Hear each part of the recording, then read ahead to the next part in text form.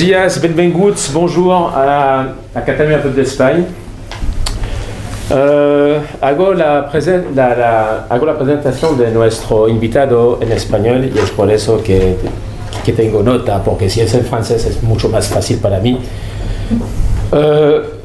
Por Catalunya Peuple d'Espagne es, entre comillas, veo por la imagen, por la reputación, veo dos riesgos. Es el riesgo que la gente piensa que estamos facha de extrema derecha y debemos hacer mucho cuidado con el discurso, con el relato y no tener un relato discurso del siglo pasado, por ejemplo, únicamente que cuando Franco vivió fue mejor, viva el rey, todo eso. No, eso actuamos en nivel internacional y en Europa. Son muy sencillos a la extrema derecha y a esas, es un peligro. Y estamos apolíticos. El primer riesgo es que la gente piensa, los periodistas, los políticos internacionales, que estamos de extrema derecha y estamos apolíticos. El segundo riesgo es el riesgo del complotismo, que la gente piensa que estamos adeptos del complotismo. Hoy, este sábado, corremos un riesgo que la gente después dice, Catalunya Peuple d'Espagne son complotistas. Y una pregunta a nuestro invitado, que será mi única pregunta de hoy, ¿eres usted espía de Rusia? Eso es, muy bien. No, bueno, porque yo sé que con este libro y he visto periodistas que te hace la pregunta. Sí. Juan Antonio de Castro vive actualmente en Madrid, es un experto en inteligencia, si se dice así, inteligencia. Ha trabajado durante 25 años en Ginebra, en l'ONU. Fue un colaborador de l'ONU durante 25 años, es por eso que sabes muy bien el francés, perfectamente. Y también actualmente es el profesor en Economía Internacional y Economía del Desarrollo, bueno, eso de desarrollo. No sé lo decir, está sí. En la Universidad Complutense de Madrid, sí. Gracias. Y último punto que me parece muy interesante, porque se habla mucho de inteligencia, es que eres también presidente de la empresa Inteligencia Económica de Desarrollo de Metaeconomics. Sí. Eso. Sí. Es un placer para nosotros, me parece que tú tienes también los libros, tú me has dedicado el tuyo, fue el septiembre pasado, en Ginebra fue una tarde muy agradable también y yo te he enseñado dónde fue la falsa, entre comillas, la falsa embajada de Cataluña en Ginebra, justo antes que se mueve de sitio y ahora existe más que antes porque la falsa embajada fue antes dentro de un despacho de Multibureau, que es un despacho de coworking, y ahora a la rue Rousseau 38 tiene su propio despacho, tiene mucho más poder y mucho más pasta. Es un lamento. Muchas gracias y un aplauso por...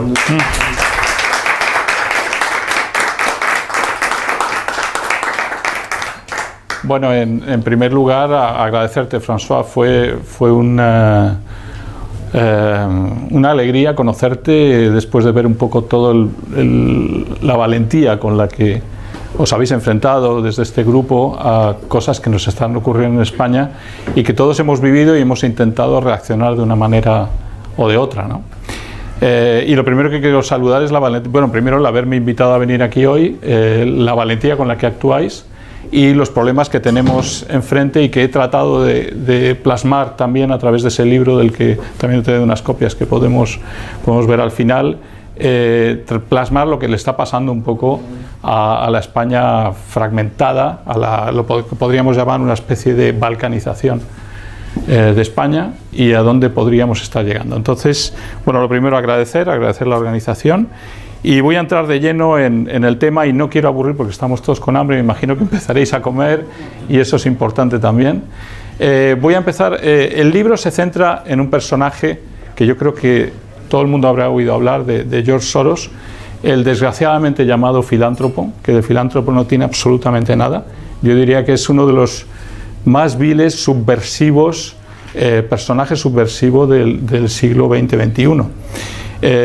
Tiene ya un historial de décadas invirtiendo casi 32.000 millones de dólares en la subversión de estados para orientarlos en la dirección que viene. Uno de los errores que se puede cometer al hablar de Soros es hablar de la persona, porque realmente el personaje no viene solo y tampoco nos tiene que interesar tanto. Sí, es un financiero que gana muchísimo dinero y tal, pero eso es lo de menos, y lo que pasa es que viene acompañado. Entonces, en el libro primero se trata de abordar quién es Soros, cuál es su visión. Podría decir muy rápidamente, judío, nacido en Hungría. Él mismo acepta que él con su padre colaboraron con el régimen nazi, lo dice en sus propios vídeos, y delataron incluso y colaboraron en mandar húngaros que eran de origen judío también, y él declara en sus vídeos diciendo, bueno, si no hubiera sido yo el que lo hubiera hecho otro.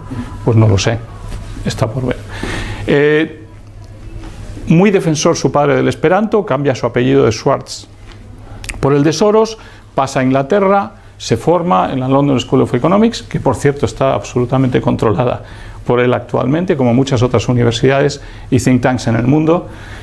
Si uno baja los think tanks y las fundaciones que están financiadas por Soros de internet, yo ya tengo un documento de 1000 páginas con 5 fundaciones por página. Estamos hablando de una barbaridad, y cada una de esas está financiada. Estamos hablando de cantidades de 10, de 30, de 50, de 100.000. Entonces lo que hay ahí es una masa de aproximadamente 1.000 millones anuales que se dedican a subvertir estados y ahora hablaremos, entre otros, el habernos encontrado con lo que estaba pasando en España, y que para mí no era nuevo, porque yo dentro del marco de Metaeconomics, cuando dejé las Naciones Unidas, seguí colaborando en acompañar países en su desarrollo, y en particular Angola, y ya había vivido con la presidencia de Angola los ataques de Soros y de su Open Society. O sea que me los conocía de 8 años. Cuando vi que en mi España estaban rompiéndola, me puse a investigar. ¿Cómo empieza toda esta historia de la investigación del libro? Es que hay una periodista que se llama Aurora Ferrer, que está haciendo su máster en inteligencia en la Rey Juan Carlos, y un profesor le recomienda que venga a verme a mí, porque ella dice, esto es Rusia, y yo digo, esto es Soros. Entonces, vete a ver a Juan de Castro, que lo que te dice es que esto es Soros. Vale, se viene a verme, yo tengo cantidad de información, le ayudo a hacer el máster de inteligencia, y me lanzo y le digo, mira, yo no me voy a quedar ahí, yo voy a seguir con un libro. Bueno, pues ella confirma también, hago yo muchísimo trabajo de investigación, un grafo en particular, con 400 interrelaciones y demostraciones de cómo Soros ha invertido en la ruptura y la rebelión o sedición catalana en Cataluña, y me quedo asombrado a medida que avanzan las investigaciones.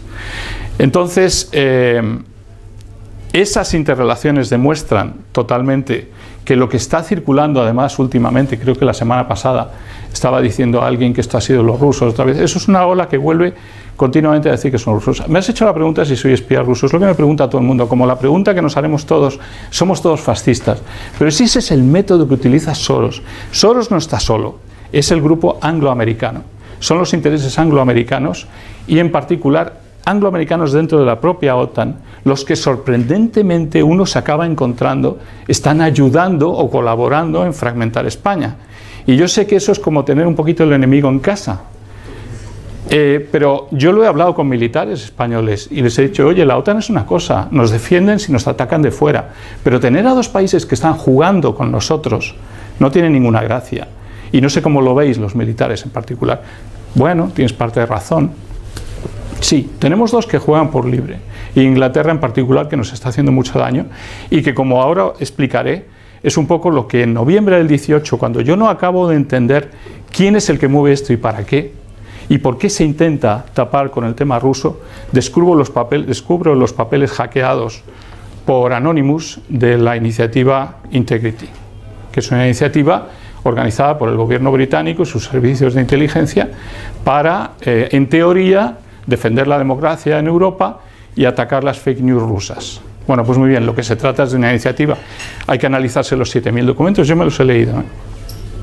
Los 7.000 documentos de esa iniciativa, que lo que demuestra es que estás organizando, en el fondo, manteniendo una tensión de guerra fría contra Rusia, y los que de verdad generan las fake news son realmente el conglomerado este. El problema que tiene este conglomerado angloamericano, pero sobre todo inglés, es que ha elegido unos clústeres o grupos por país con unos integrantes, ¿no? Y los integrantes de esos grupos, que en el libro aparecen, son nombres conocidos, son personalidades políticas, son personalidades de los medios, son periodistas, son de diversos grupos que tienen muchísima influencia en España. Entonces, ¿qué está ocurriendo? Que cuando sale David Alandete, el periodista Alandete, que es ahora corresponsal de ABC en Nueva York, si no me equivoco, en Washington, y empieza a sacar una serie de noticias en el país diciendo que todo esto eran los famosos rusos. Y ¿por qué tanta insistencia del país, del mundo? ¿Por qué la operación Moncloa, de la que no sé si habéis oído hablar, en la que el coronel Baños es destituido, vamos, no llega a ser nombrado? Porque este grupo, Integrity, se organiza con los ingleses para tumbarlo en 12 horas. Y ahí participan, y está en el libro, Alandete, Torreblanca, del País, y varios políticos que están engarzados en todo eso. Entonces, ¿qué está ocurriendo? Que aunque pertenecemos a la OTAN, tenemos un grupo de 2 países, y sobre todo Inglaterra últimamente, que participa muy activamente en manejar, en injerencia en los asuntos internos de España. Y si eso no es verdad, que vengan y lo digan, porque todo eso está en Internet y lo podemos leer cualquiera de nosotros. Yo no estoy más que revelando lo que se puede leer. Entonces sí, claro que se me tachará de prorruso.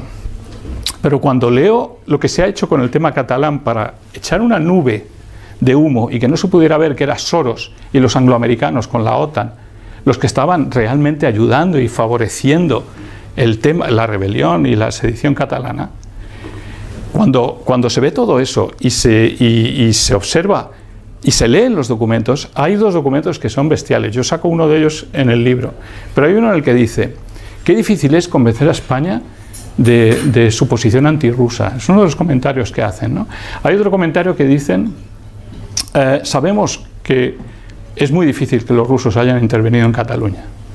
Hay otro documento que sacan estableciendo el marco de la injerencia rusa en Cataluña.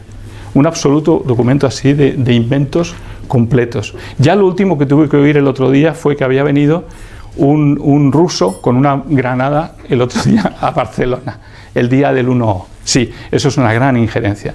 Entonces yo de verdad, y ahora hablaremos más de Soros y de cómo fue la financiación suya para el tema catalán, pero desde ya reto a Alandete a que venga a entenderse conmigo en una mesa y podamos enfrentar las pruebas que él tiene de si ha sido Rusia o Soros y los angloamericanos. Porque yo tengo 400 interrelaciones y él tiene una serie de mentiras que se ha organizado a hacer, además, con la colaboración y la complicidad de nuestro Instituto Elcano y en particular de Milosevic Juaristi, que es una que trabaja en Elcano, de Charles Powell, su propio director, y de los periodistas del País y de otros. Entonces todas esas pruebas que llevaron al Congreso nuestro, que fueron a la Cámara de los Comunes a decir que eran los rusos los que estaban interviniendo en Cataluña, digo que las ponga en la mesa, que las traiga, porque vamos a poner las 400 nosotros que tenemos de los demás.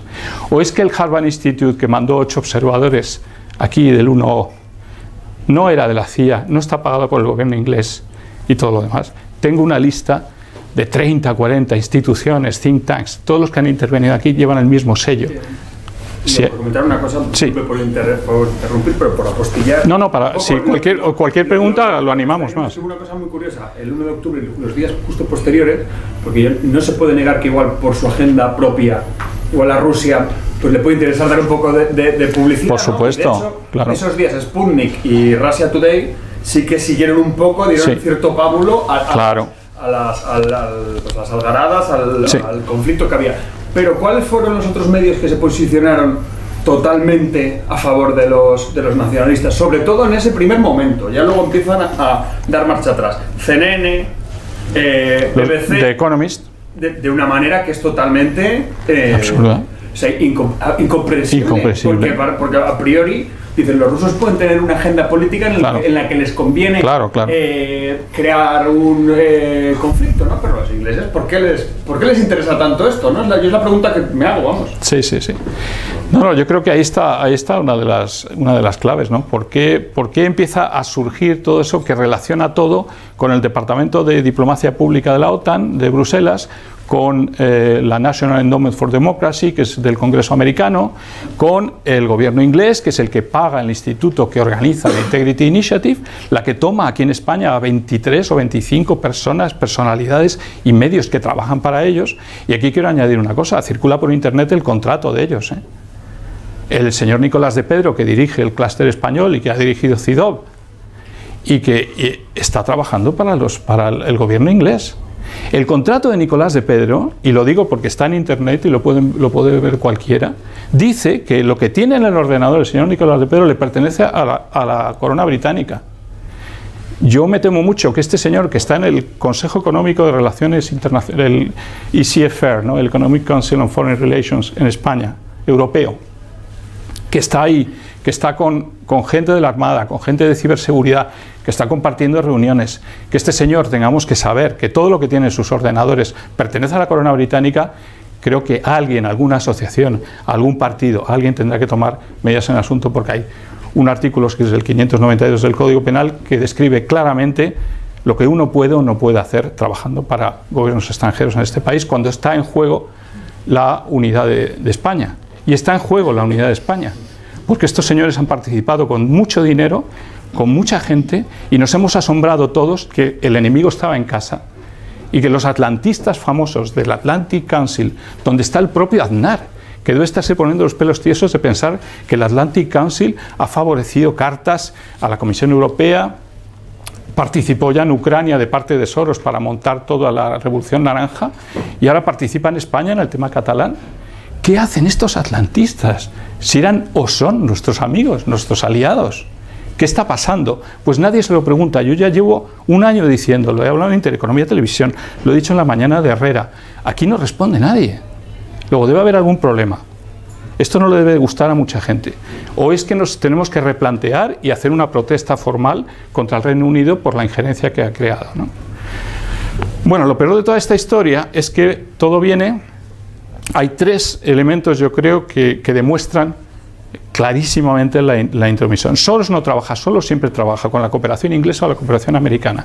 Todas sus revoluciones de color, la famosa de Georgia rosa, la de los tulipanes tal, las revoluciones que ha hecho en Egipto, la primavera árabe, están siempre los mismos. Está en la NED, que dije, el National Endowment for Democracy, está la cooperación inglesa americana y está la Open Society de Soros. Famosa Open Society, asombrémonos porque le llama sociedad abierta a lo que yo considero ya muchos, porque está Pierre-Antoine Plaquevent en Francia, que ha escrito un libro sobre Soros diciendo que esto es globalismo totalitario.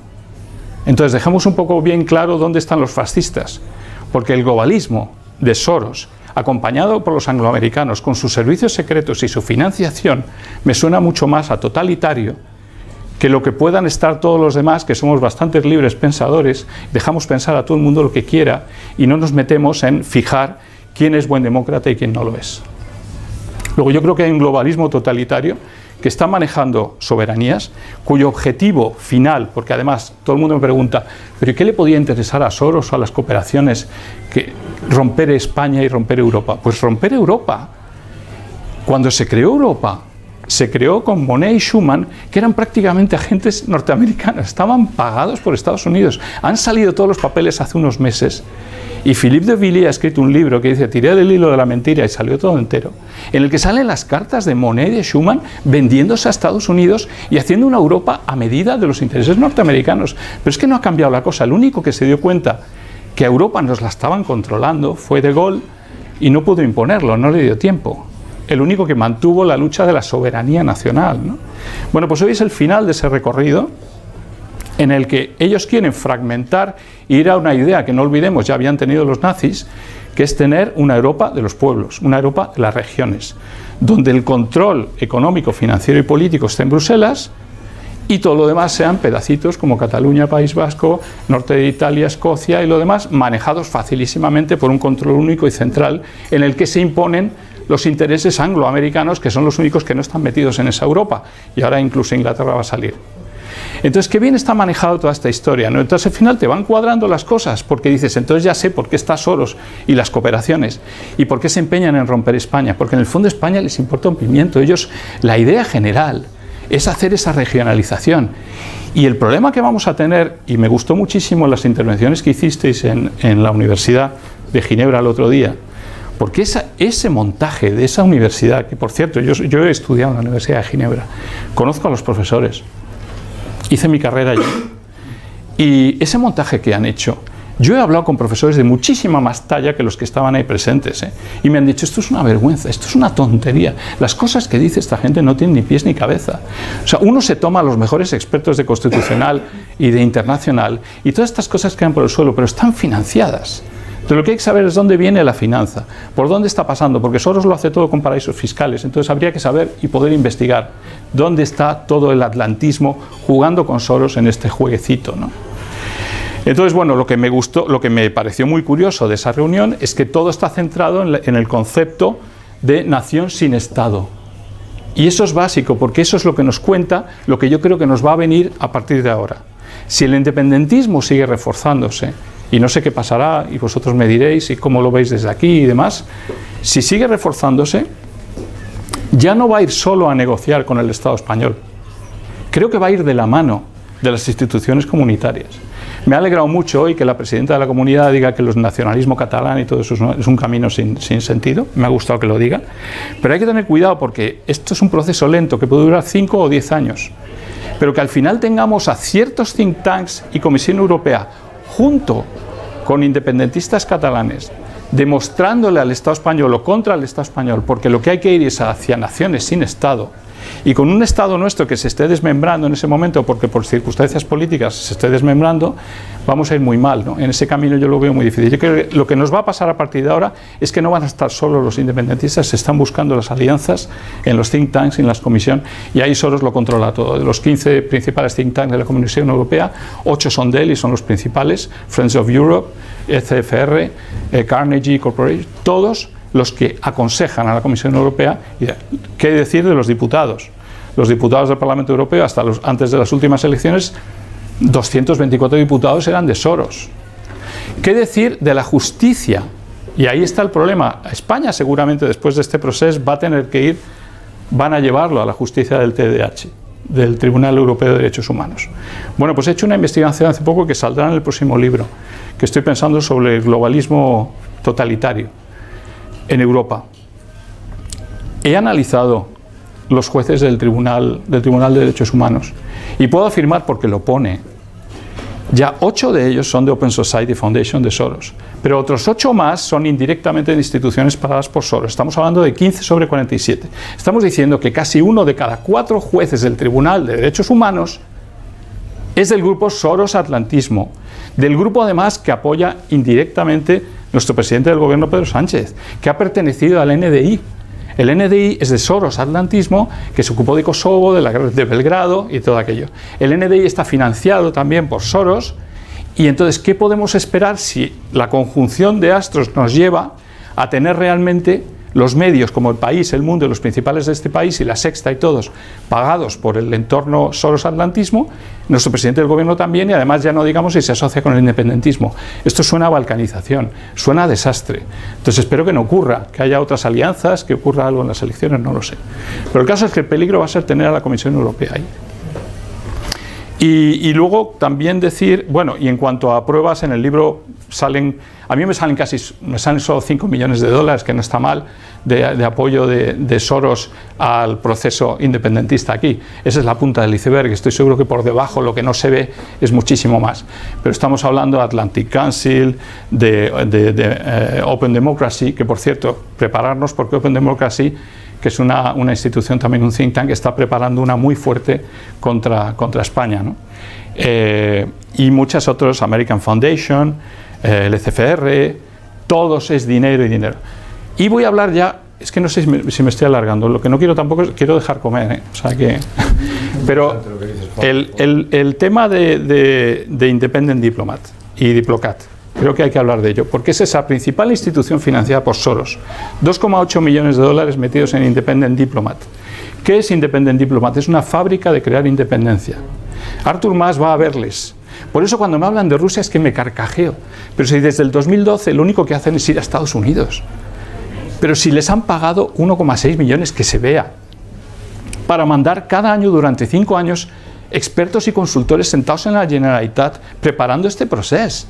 Está preparado desde Independent Diplomat, dirigido por un tal Ken Ross, que es un diplomático británico, que acaba de publicar un artículo en el que comenta por qué hay que llegar al independentismo y lo de Cataluña y todo lo demás, y nos da lecciones de cómo hay que llegar al independentismo y cómo no se llega.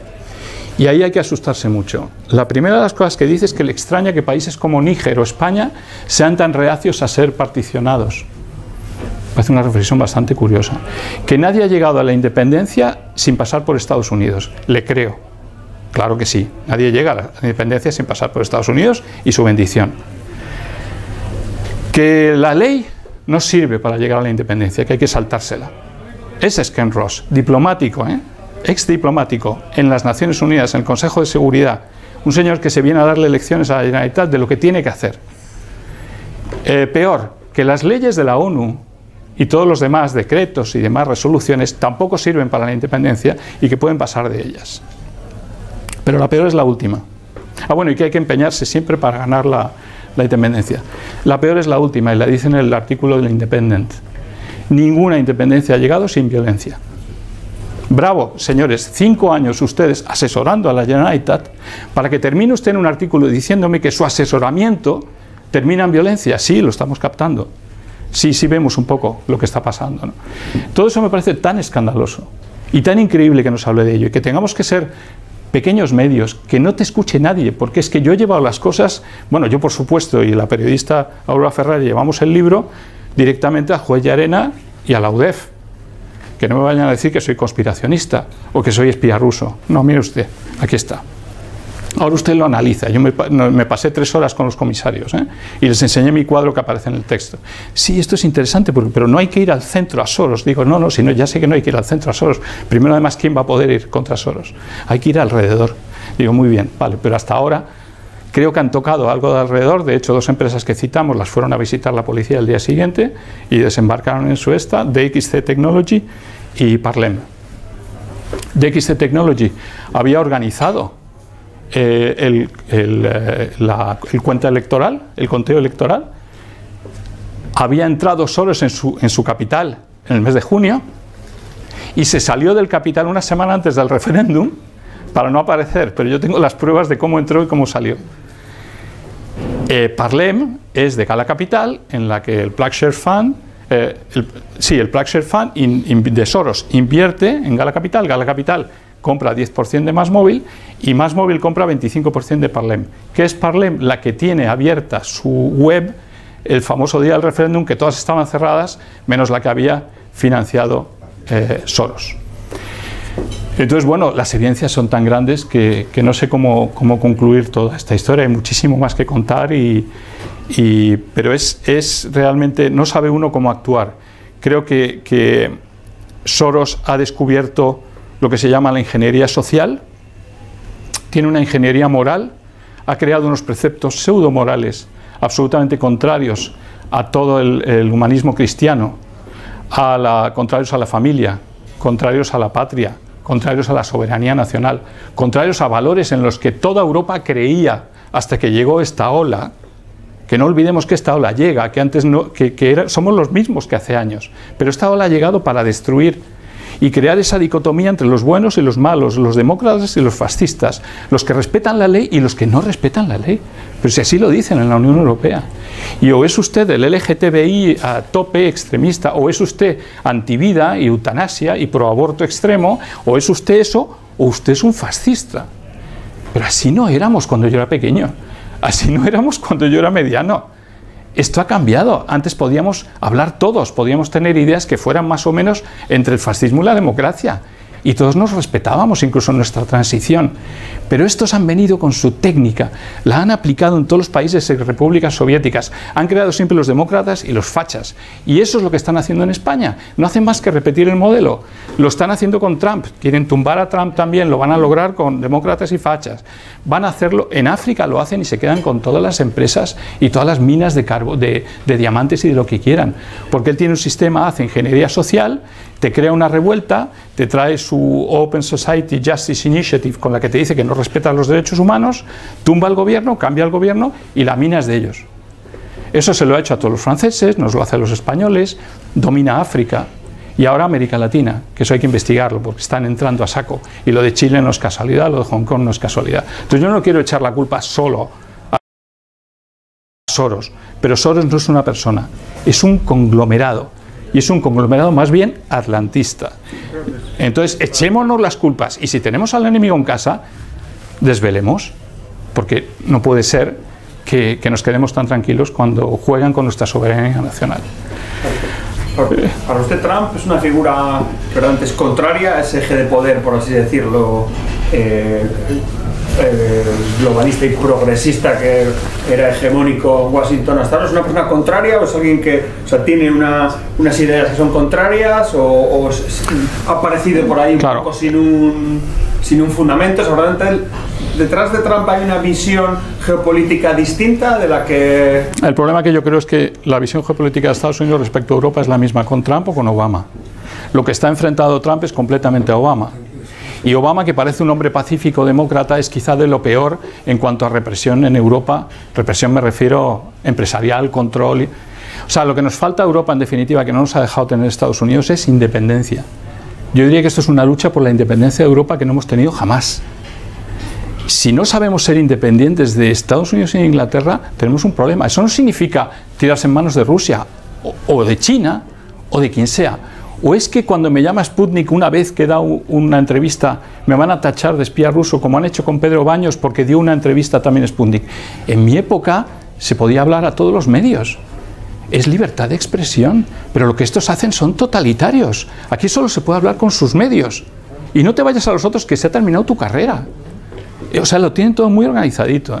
Y finalmente una cosa, Chatham House, que es un poco el think tank que corresponde al Cano en España, en Londres, no hace más que defender a la corona británica, vaya donde vaya.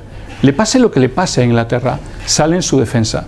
Quiero ver a Charles Powell con el Cano, que tiene la presidencia de honor del rey, de su majestad el rey, que tiene además a 4 expresidentes del gobierno en su esta, que está, que está el secretario de Estado de Exteriores, que está Borrell, que está Solana, están todos en el Cano. ¿Qué ha hecho el Cano durante el proceso?